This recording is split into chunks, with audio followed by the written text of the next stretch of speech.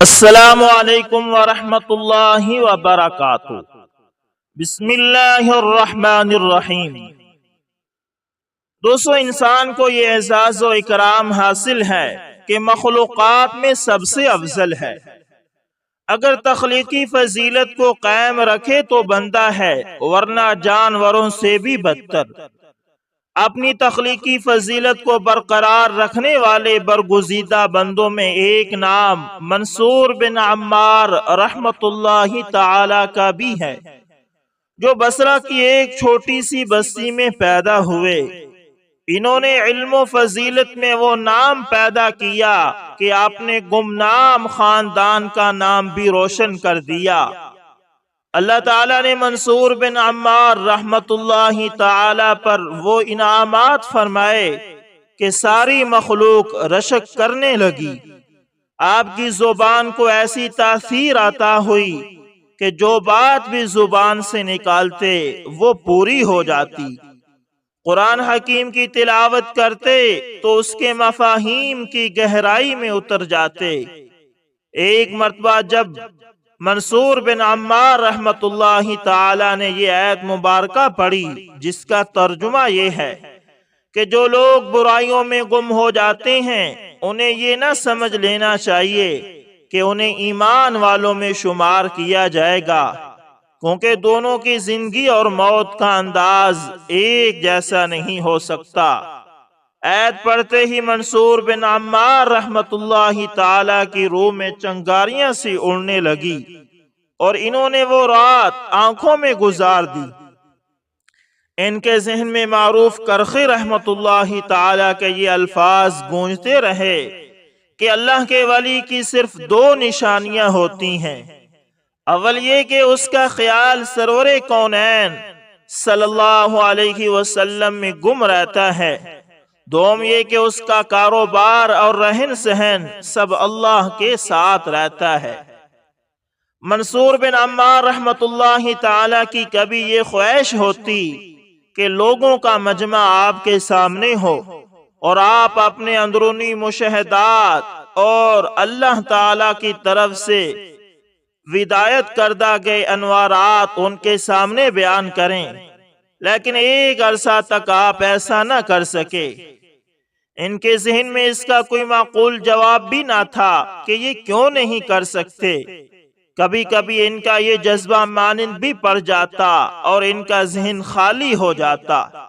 ان کی یہ کیفیت کسی ماورائی قوت کے زیر اثر تھی، وہ از خود اس پر قادر بھی نہ تھے۔ ایک دن کسی مجلس میں منصور ابن عمار رحمت اللہ تعالی پر یہ عقدہ کھلا کہ انسان کو کچھ تو اکتساب یعنی محنت سے حاصل ہوتا ہے اور کچھ وہبی یعنی اللہ تعالی عطا کرتا ہے۔ اس لیے جس مقام کے منصور بن عمار متلاشی ہیں وہ انہیں اس وقت تک نہیں مل سکتا جب تک انہیں اللہ تعالی خود نہ عطا فرما دیں۔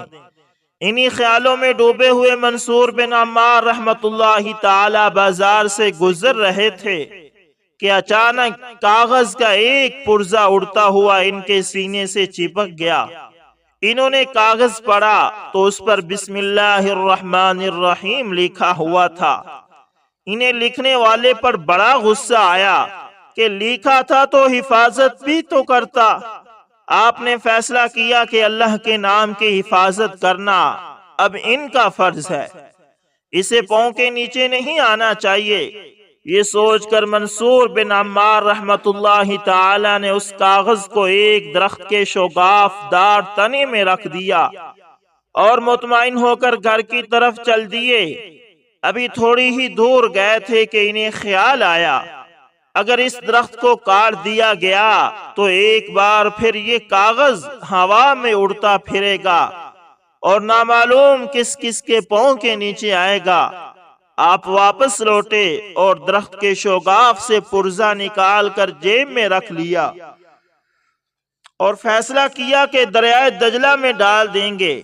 اس کے ساتھ ہی خیال آیا کہ لوگ دریا میں نہاتے ہیں اور وہاں اپنی نجاستیں چھوڑ آتے ہیں، اگر یہ پرزہ بھی انہی نجاستوں میں چلا گیا تو کتنا برا ہوگا۔ چنانچہ آپ رحمت اللہ تعالی اس خیال سے بھی باز آ گئے اور ایک بار پھر اس سوچ میں پڑ گئے کہ اس پرزے کی حفاظت کیسے کی جائے۔ مسئلہ جوں کا توں رہا، آخر آپ نے یہ فیصلہ کیا کہ اسے کہیں بھی نہ پھینکا جائے گا۔ بے حرمتی کا خدشہ تو ہر حال میں موجود ہے، جہاں بھی اسے پھینکوں۔ تو پھر آپ نے اس پرزے کو نکل لیا، یعنی چبا لیا، اور پھر مطمئن ہو گئے، کیونکہ اب بسم اللہ کا پرچہ ایسی جگہ پہنچ چکا تھا جہاں بے ادبی کا کوئی خطرہ باقی نہ رہا تھا۔ یعنی ابن منصور رحمت اللہ تعالی وہ پرزہ کھا گئے۔ رات کو آپ نے خواب میں کسی کی پکار سنی، اے منصور سنو، غور سے سنو۔ آپ نے دیکھا مگر پکارنے والا نظر نہ آیا۔ آپ نے اسے اپنا وہم سمجھا۔ کچھ دیر بعد پھر وہی آواز سنائی دی، اے ابن عمار ادھر آؤ، میں تمہیں خوشخبری سناؤں۔ یہ آواز ایک ٹیلے سے آ رہی تھی۔ آپ اس ٹیلے کے پیچھے چلے گئے، وہاں کوئی بھی نہ تھا۔ آپ کو پھر شبہ ہوا کہ یہ وہم ہے، لیکن اس دفعہ آواز بالکل قریب سے آئی، اے ابن عمار آج تم نے بہت اچھا کام کیا ہے، اس کا انعام تمہیں دیا جائے گا۔ تم ہمارے معتقدین میں شامل کر لیے گئے ہو، اس لیے خوش ہو جاؤ۔ ابن عمار رحمت اللہ تعالی نے آواز کی طرف منہ کر کے کہا، میں نے کوئی اچھا کام نہیں کیا جس کے لیے میں انعام کا مستحق ٹھہرایا جاؤں۔ جواب ملا، تم نے اللہ کے نام کی جو حرمت کی ہے اس کا یہ انعام دیا گیا ہے کہ آج سے تم پر حکمت اور دانائی کی راہیں کھول دی گئی ہیں۔ تم نے اللہ کے نام کی تعظیم کی، ہم تمہاری تعظیم کریں گے۔ آپ کی آنکھ کھل گئی اور پھر ایسا لگا گویا بستر آپ کو دھکے دے رہا ہے۔ اٹھے اور باہر نکل کر آسمان کی طرف دیکھا۔ تاروں بھرا آسمان دل پر دہشت طاری کر رہا تھا۔ آپ کی آنکھوں میں آنسو آ گئے اور اوپر دیکھتے ہوئے کہا، یا خدا، کیا میں اس خواب کو سچ تصور کروں؟ کیا مجھے مذکورہ مقام عطا کیا جا چکا ہے؟ کیا میں نے واقعی کوئی اتنا بڑا کام کیا ہے جس کا مجھے اتنا بڑا انعام دیا جائے گا؟ مگر ان باتوں کا آپ کو کوئی جواب نہیں ملا، لیکن آپ کے دل و دماغ معطل ضرور تھے۔ صبح آپ نے ایک اور عجیب و غریب منظر دیکھا۔ دروازے پر لوگوں کا ہجوم ہے اور لوگ آپ سے واعظ کی درخواست کر رہے ہیں۔ آپ نے انہیں جواب دیا، دوستو میں واعظ نہیں ہوں، میں نے کبھی واعظ کہا بھی نہیں، پھر میں کس طرح تقریر کروں گا؟ چند آدمیوں نے کہا، ہم آپ کی بات یوں نہیں مانیں گے، کیونکہ ہمیں خواب میں بتایا گیا ہے کہ تم منصور بن عمار کے پاس جاؤ، وہ تمہیں اسرار و رموز کی باتیں بتائیں گے، اور اس دور میں ان سے بہتر کوئی اور واعظ نہیں۔ آپ رحمت اللہ تعالی نے فرمایا، تب پھر آپ لوگ ایسا کریں کہ مجھ سے واعظ نہ سنیں بلکہ مجھ سے سوال کریں، میں آپ کو ان کے جواب دوں گا۔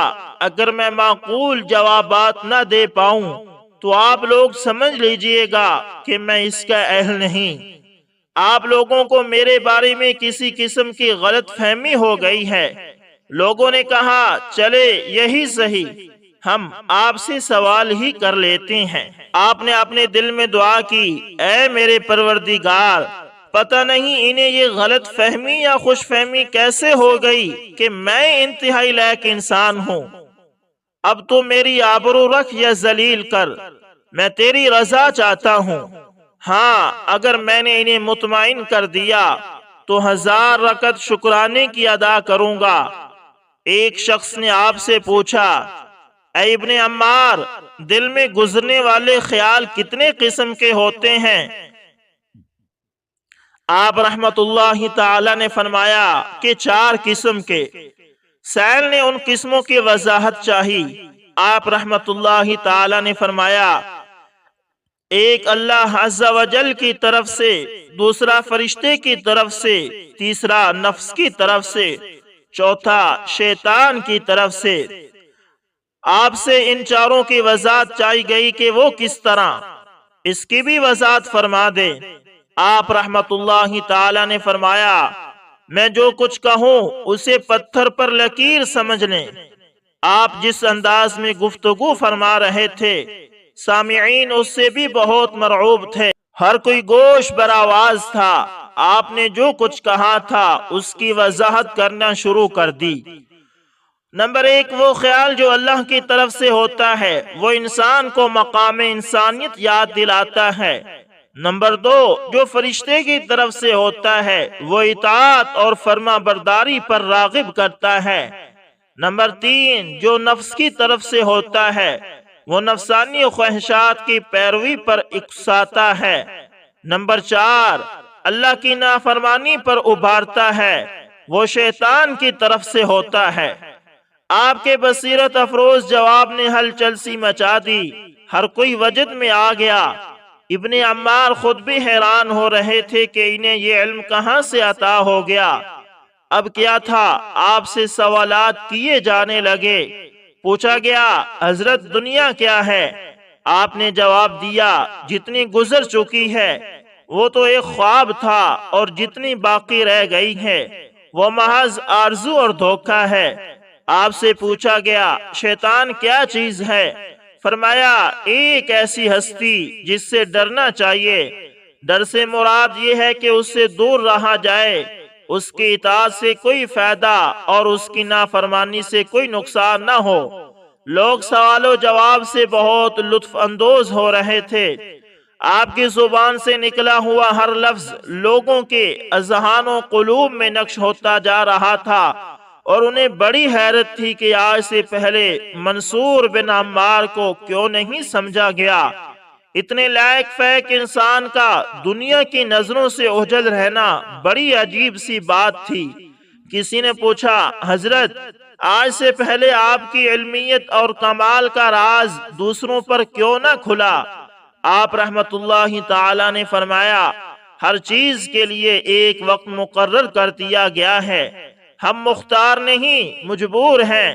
جب کسی مجبور کو آزادی ملتی ہے تو وہ حد درجہ جری اور دلیر ہو جاتا ہے۔ ایسا ہی کچھ میرے ساتھ بھی ہوا ہے۔ لوگوں نے پوچھا، آپ واعظ کا سلسلہ کب سے شروع کر رہے ہیں؟ آپ نے جواب دیا، اللہ نے چاہا تو کل سے شروع کروں گا۔ اس کے بعد واقعی واعظ کا سلسلہ شروع ہو گیا۔ جب آپ واعظ کے لیے کھڑے ہوتے تو سامعین بت بن کر رہ جاتے، بہت پر اثر واعظ فرماتے۔ اس وقت کے اکابرین تک آپ کے واعظ سنتے اور جی بھر کر داد دیتے۔ سب کی متفقہ رائے تھی کہ اس سے پر اثر واعظ انہوں نے کبھی نہیں سنا۔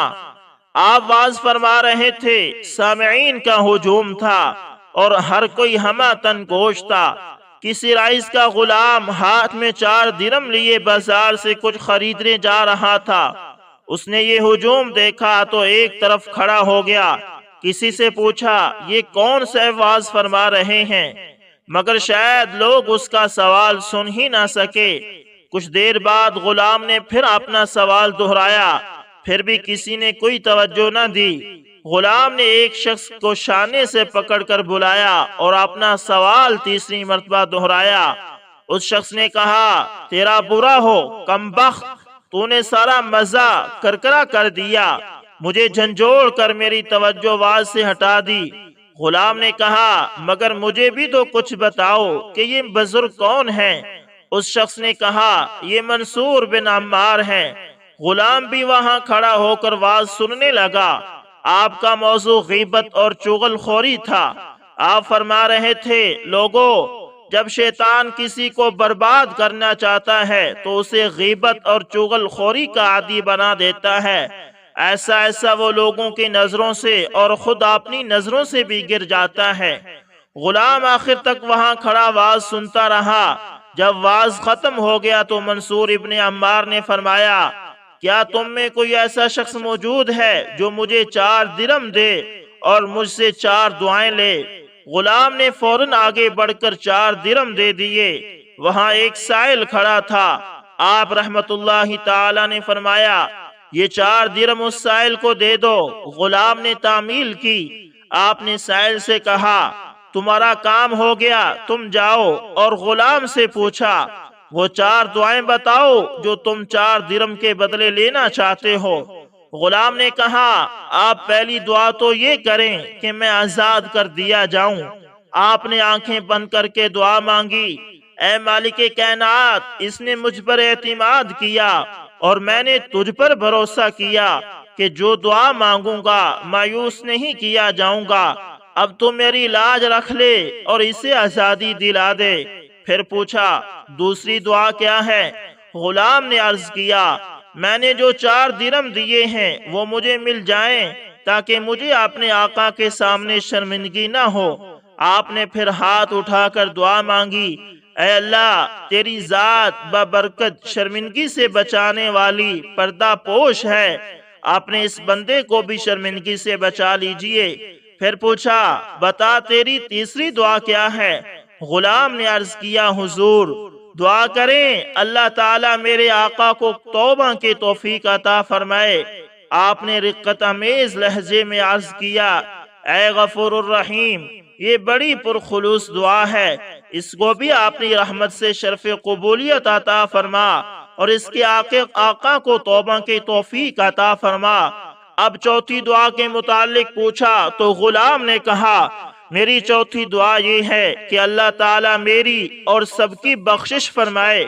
آپ نے چوتھی دعا مانگ کر غلام سے کہا اب تو جا، اللہ نے چاہا تو ہم دونوں شرمندہ نہیں ہوں گے۔ غلام وہاں سے سیدھا گھر پہنچا۔ آقا غصے میں بھرا بیٹھا تھا۔ غلام اتنا وقت ضائع کر کے آیا بھی تو خالی ہاتھ۔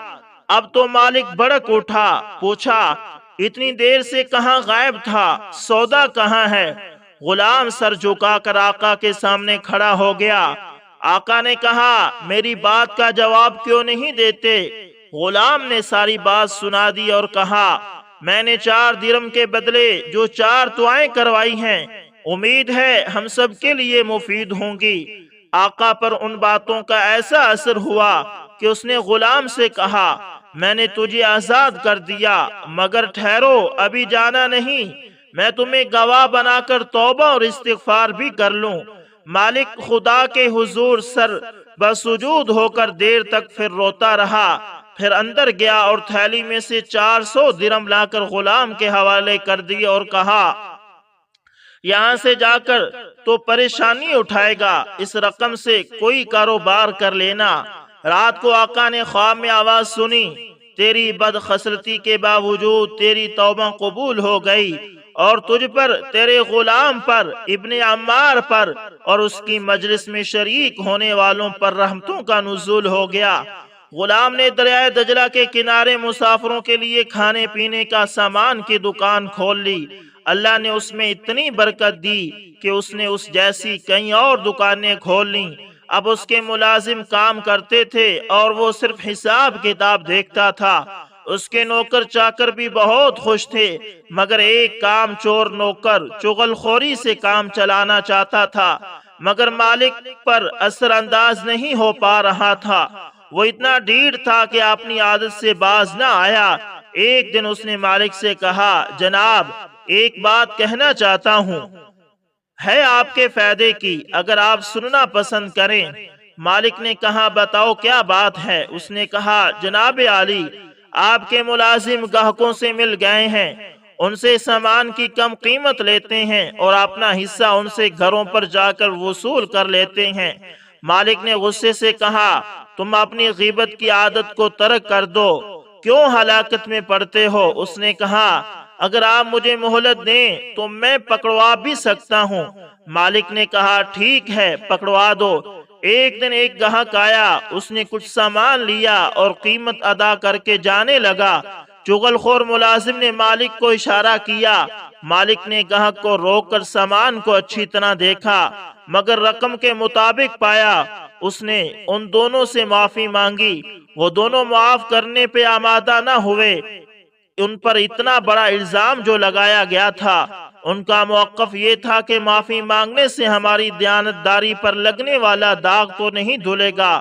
مالک چغل خور ملازم پر برس پڑا، کہنے لگا میں نے تمہارے کہنے سے ان دونوں پر اور اپنے آپ پر بڑا ظلم کیا، اب تم میری نظروں کے سامنے سے دور ہو جاؤ۔ چغل خور میں غیرت تو ہوتی نہیں، ڈھٹائی سے بولا جناب آپ دل چھوٹا نہ کریں، اب کی بار اگر چوک ہو گئی ہے تو آئندہ صحیح۔ مالک نے کہا اب مجھے تیری کسی بات کا اعتبار نہیں، تو خود تو ذلیل ہوگا ہی، میں تیرے ساتھ حصے دار کیوں بنوں؟ اسی تکرار کے دوران گاہک تو چلا گیا اور دیانتدار ملازم بھی اپنی رسوائی برداشت نہ کر سکا اور اس نے ملازمت چھوڑ دی۔ مالک بہت پچھتایا مگر مارے شرم کے کچھ کہہ بھی نہ پایا۔ اب چغل خور ملازم کا راستہ صاف ہو گیا، اس نے گاہکوں سے ساز باز کر کے اپنا حصہ وصول کرنا شروع کر دیا اور ایک دن خود اسی جال میں پھنس گیا جو اس نے دوسروں کے لیے بچھایا تھا۔ ایک دن سورج اس کی ذلت و رسوائی کا پیغام لیے طلوع ہوا۔ ایک گاہک نے مالک سے یہ شکایت کی جناب آپ کا یہ ملازم خود تو بد دیانت ہے ہی، مگر مجھے بھی اس نے اپنے ساتھ بد دیانتی میں ملوث کر لیا ہے، یہ مجھ سے سامان کی قیمت کم وصول کرتا ہے اور اپنا حصہ میرے گھر پر آ کر وصول کر لیتا ہے۔ اب چغل خور کے لیے فرار کی کوئی راہ نہ تھی۔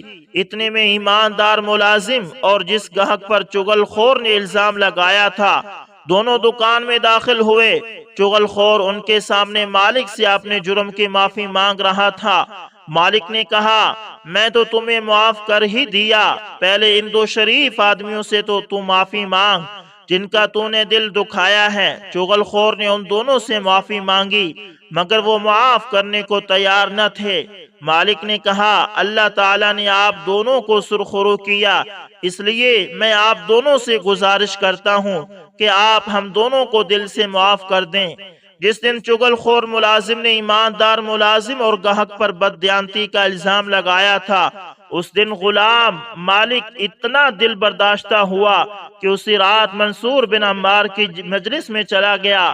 آپ اس وقت واعظ فرما رہے تھے لوگو سوء ظن سے بچو، اس لیے کہ اس سے سوائے ندامت کے کچھ حاصل نہیں ہوتا۔ غلام نے رونا شروع کر دیا۔ جب واعظ ختم ہوا تو ابن عمار نے کہا اسے میرے پاس لاؤ۔ جب یہ قریب آئے تو آپ نے اسے پہچان لیا، پوچھا کیا ہوا، کیوں روتے ہو؟ اس غلام جو مالک بن گیا تھا اس نے کہا میں ہلاک ہو گیا۔ آپ نے کہا کچھ بتاؤ تو صحیح۔ اس نے سارا واقعہ آپ کے سامنے دہرا دیا۔ آپ نے فرمایا قبل از وقت اتنی ندامت اچھی نہیں، دونوں متاثرہ افراد سے کہو کہ جب اللہ تعالیٰ تمہیں سرخرو کر دے تو اس وقت مجھے معاف کر دینا، اپنا کام جاری رکھو اور 2 دن بعد میرے پاس آنا، اللہ تعالیٰ تمہیں ضرور سرخرو کرے گا۔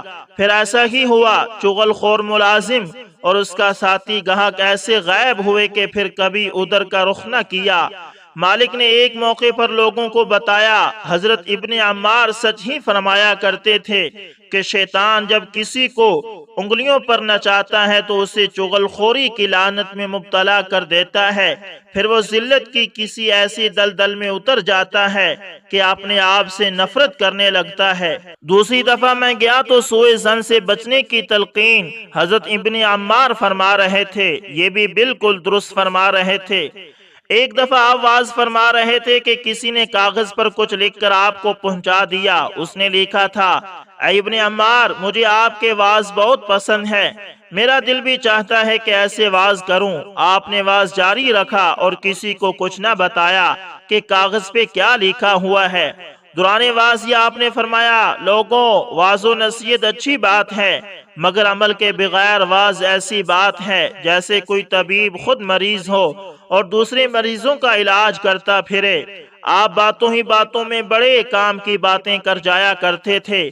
کسی نے پوچھا عارفین کے قلب کے بارے میں آپ کیا فرماتے ہیں؟ آپ نے فرمایا عارفین کا قلب ذکر الہی کا مرکز ہوتا ہے، اس شخص نے کہا اور دنیا داروں کا؟ آپ نے جواب دیا حرص و ہوس طمع کا مخزن۔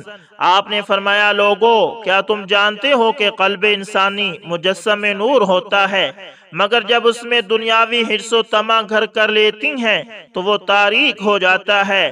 یاد رکھو اطاعت انسانی انسان کو ہلاکت میں ڈال دیتی ہے، اور مصیبتوں پر صبر نہ کرنے والے آخرت کی مصیبتوں میں گرفتار ہو جاتے ہیں۔ سکوت اختیار کرنے والے معذرت خواہی سے بے نیاز ہو جاتے ہیں۔ اس کے بعد آپ نے حاضرین سے پوچھا جو کوئی مصیبت سے بچ سکتا ہو اور نہ بچے تو ہم اسے کیا کہتے ہیں؟ خود ہی جواب دی ایسا شخص بہت بڑا مصیبت کار ہوتا ہے۔ ایک نوجوان پر آپ کے وعظ کا بہت اثر ہوا۔ وہ آپ کے پاس آیا اور کہنے لگا حضرت میں ایک گنہگار انسان ہوں اور آپ کے ہاتھ پر توبہ کرنا چاہتا ہوں۔ آپ نے فرمایا توبہ کے لیے کسی آگ کی قطعاً ضرورت نہیں ہوتی۔ آنکھیں بند کر کے اللہ تعالیٰ سے کہو کہ میں اپنے سابقہ گناہوں کی معافی چاہتا ہوں اور آئندہ کے لیے گناہوں سے توبہ کرتا ہوں۔ اس نوجوان نے کہا لیکن میں یہ تہیہ کر کے آیا ہوں کہ آپ کے ذریعے ہی تائب ہوں گا۔ آپ نے فرمایا اس کی کوئی ضرورت نہیں، لیکن اگر تو بضد ہے تو ایسا ہی کر میں اپنا ہاتھ بڑھائے دیتا ہوں۔ نوجوان نے آپ کے ہاتھ کو بوسہ دیا، توبہ کی اور چل دیا۔ آپ نے فرمایا مجھے تو اس کی توبہ خطرے میں نظر آتی ہے، اس لیے کہ توبہ کے بعد توبہ شکن ماحول کی طرف لوٹنا خطرے سے خالی نہیں ہو سکتا۔ توبہ کے بعد صحبت بدلنے کی بھی ضرورت ہوتی ہے۔ ایک سال بعد وہ نوجوان پھر آیا اور کہنے لگا کیا میں کچھ دیر آپ کے پاس بیٹھ سکتا ہوں؟ آپ نے فرمایا کیوں نہیں، میں تو تیرا ہی منتظر تھا۔ نوجوان نے کہا میں دنیا کی بھیڑ میں اپنے جیسے تلاش کرتا رہا مگر کوئی نہ ملا تو لوٹ آیا۔ آپ نے فرمایا اب کیا ارادہ ہے؟ اس نے کہا کیا وہی توبہ کافی نہیں؟ آپ نے فرمایا اگر وہی توبہ کافی ہوتی تو دنیا میں واپس نہ جاتا۔ نوجوان کچھ دیر کھڑا رہا، پھر ایسا گیا کہ کبھی لوٹ کر نہ آیا۔ آپ نے حاضرین سے فرمایا یہ مقام عبرت ہے، اسے دیکھ کر عبرت پکڑو۔ آپ کی شہرت سن کر خلیفہ ہارون الرشید نے آپ سے ملنے کی خواہش کی۔ آپ نے فرمایا میں دربار میں حاضری دینے سے معذور ہوں، اس لیے مجھے معاف رکھا جائے۔ خلیفہ خود آپ کی خدمت میں حاضر ہو گیا۔ آپ نے بڑی عزت کی اور فرمایا خلافت کا معاملہ بڑا نازک ہوتا ہے، خلافت دے کر اللہ تعالیٰ نے تجھے پل صراط پر کھڑا کر دیا ہے، اب بخیر و خوبی گزرنا تیرا کام ہے۔ خلیفہ نے چلتے وقت پوچھا سب سے بڑا عالم کون ہے؟ فرمایا فرما بردار اور خدا کا خوف رکھنے والا۔ خلیفہ نے آپ کو کچھ دینا چاہا تو آپ نے قبول نہ کیا۔ آپ رحمت اللہ تعالی نے طویل عمر پائی۔ وصال کے بعد صوفی ابو الحسن شیرانی نے خواب میں آپ کو دیکھا اور پوچھا شیخ کیا حال ہے؟ آپ نے کہا میرے رب نے مجھ پر بڑی مہربانی فرمائی اور مجھے یہاں بھی واز دینے کا حکم دیا۔ یہ تھے منصور بن عمار رحمت اللہ تعالی، جن کی زندگی کے بہت ہی خوشگوار لمحات آپ کے سامنے شیئر کیے گئے ہیں۔ امید کرتا ہوں دوستو ویڈیو اچھی لگی ہوگی، پسند ہے تو لائک شیئر کمنٹ لازمی کریں، اور اگر آپ ہمارے channel AS information T V پر نئے ہیں تو اس کو لازمی سبسکرائب کریں اور ساتھ میں بیل کے نشان کو دبانا نہ بھولیے گا تاکہ ہر نئی ویڈیو کو نوٹیفیکیشن آپ تک پہنچتے رہیں۔ دوستو ملتے ہیں کسی نیکسٹ اچھی سی ویڈیو کے اندر، تب تک کے لیے اللہ حافظ، جزاکم اللہ خیر۔